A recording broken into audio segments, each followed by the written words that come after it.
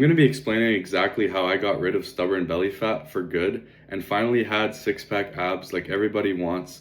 And I'm going to be going over exactly what I had to do and the mindset shifts that I had to take in order to get to that point from being a skinny fat guy. Now, the first thing I want to say is that genetics do determine where you lose body fat from last.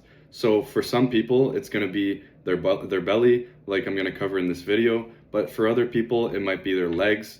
For me, it was kind of in the middle. I carry a lot of fat in my legs. That's usually the last thing to go. But I do carry a bit in my lower stomach. So it's hard to get that six pack. I need to be at a pretty low body fat percentage.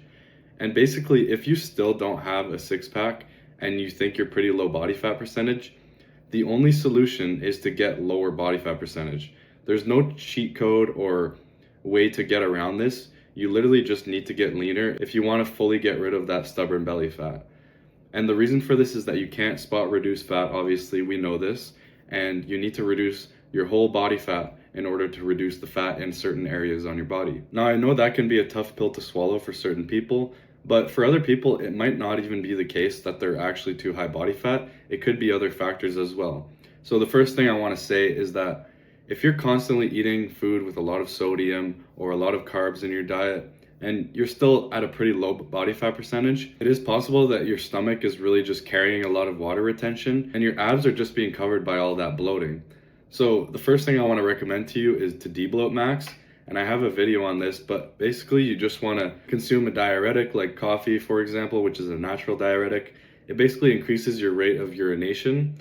And also what you want to do is drink a lot of water, which is kind of counterintuitive because you're trying to get rid of water, but it actually hydrates you and flushes out your system. And also you want to try to sweat as much as possible to get rid of all that sodium and balance out your electrolytes. If you do all these things, you shouldn't be retaining as much water as you were before. And also, obviously, you want to reduce the amount of sodium you're consuming in your diet because it's really going to cause you to hold on to a lot more water in your body, and it's going to be shrouding all the muscle definition. Even if you are lean, you can still look a bit higher body fat percentage just by retaining a bit more water than you want to. Now, in order to actually get to a low body fat percentage, you need to make sure that you're in a calorie deficit, obviously, but you can't just be in any calorie deficit.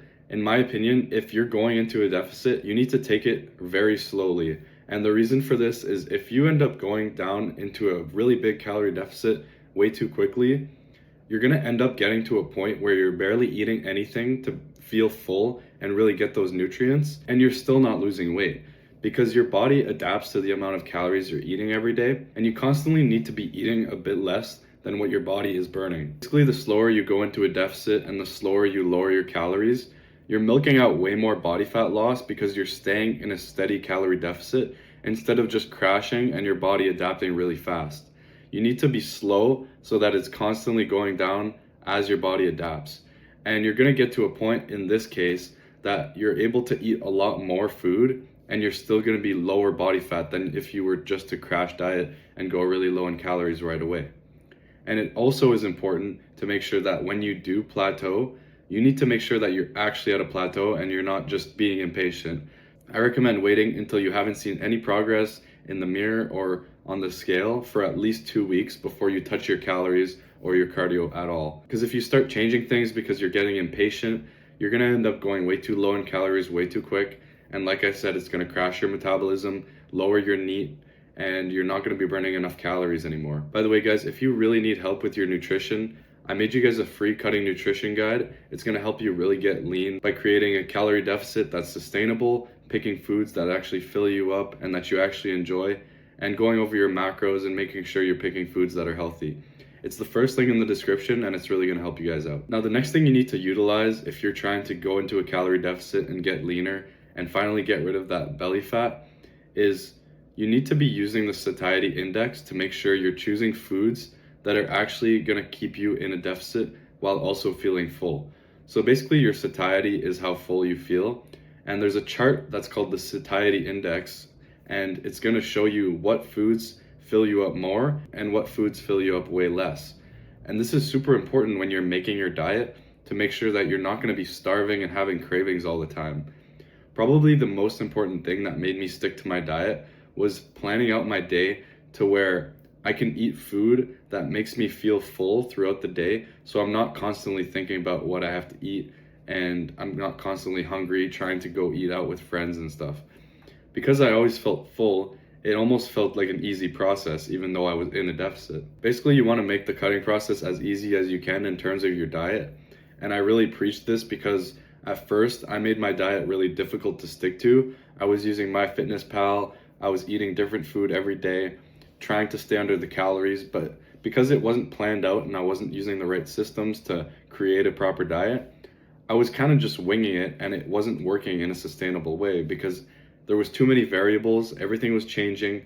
Some days I was really hungry, some days I was really full, some days I would go over my calories and under. Like, you have to make sure that you're planning it out to where it's super easy to stick to and you're actually being consistent with your diet. And another thing that plays into this is only choosing foods that you actually enjoy eating and that you can see yourself eating every day. Because for my diet, for example, I eat the same exact thing every day, and I made sure that when I was making my diet, every food that I put on there, I knew I could eat every day and not get tired of it.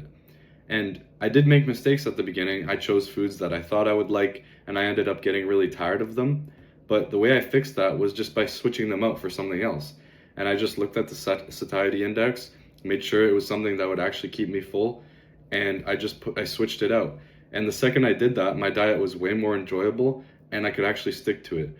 And these are the really quick fixes that you have to be making. You have to auto-regulate yourself to make sure you're making these tweaks and reflect on what's not working and what's working. Now, the last thing I want to cover for this is that in order to get rid of that last bit of body fat that's covering your abs, you really need to be using cardio to your advantage.